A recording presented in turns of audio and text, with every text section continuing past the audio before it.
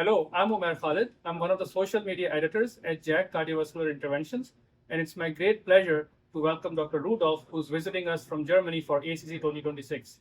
Dr. Rudolph, thank you so much for joining us today. Yeah, thank you for having me. Of course. So today we are very excited to feature your publication in JACC Cardiovascular Interventions titled Frequency and Outcomes of Acute Hemodynamic Instability, or AHI, following TTVR, Insights from the CSAR TR Registry. So I'll go straight to my first question. So we noticed an incidence of 8.5% of acute hemodynamic instability, which is quite striking. So how do you think the clinicians should interpret this figure in terms of the relative benefit of the procedure TTVR, and do you think it has something to do with the patient selection?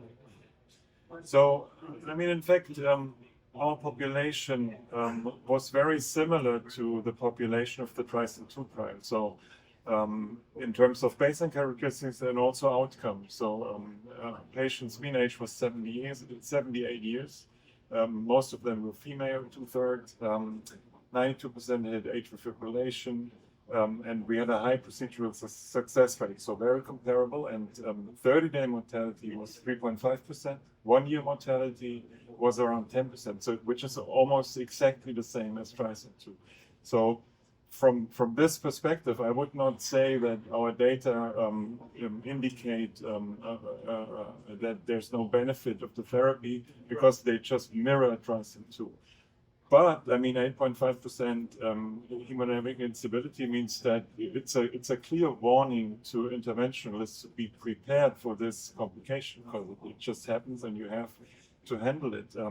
And with regard to patient selection, we saw that we found some predictors of acute hemodynamic instability, which was essentially renal dysfunction, elevated capillary wedge pressure, reduced left ventricular ejection fraction, and then also uncoupling of the RV and PA. And so, I think, to me, at least 3 of these parameters are volume dependent, and it indicated volume overload plays a role in that. This could be something that physicians can actually do to optimize these patients.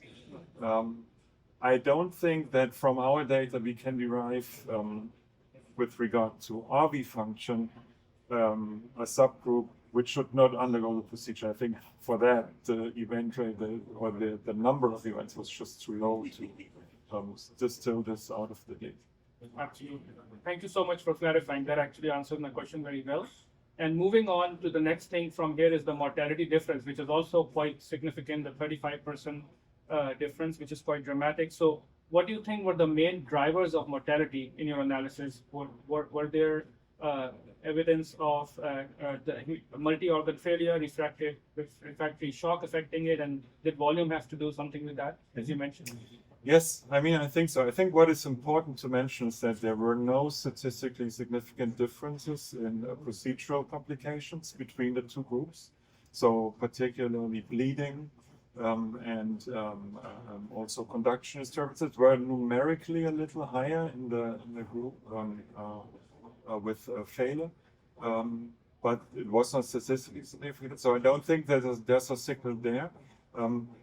Interestingly, we saw that 4 of the 70 patients who had acute hemodynamic instability, they had to undergo intubation, they had respiratory failure, again indicating that maybe more aggressive volume management before the procedure could have changed the course of these patients.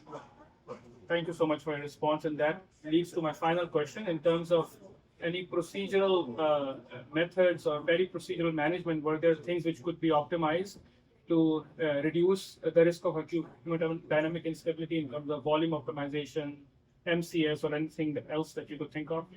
Yeah, so there was no pre-specified protocol to do that, and our data really reflect the early experience of this procedure.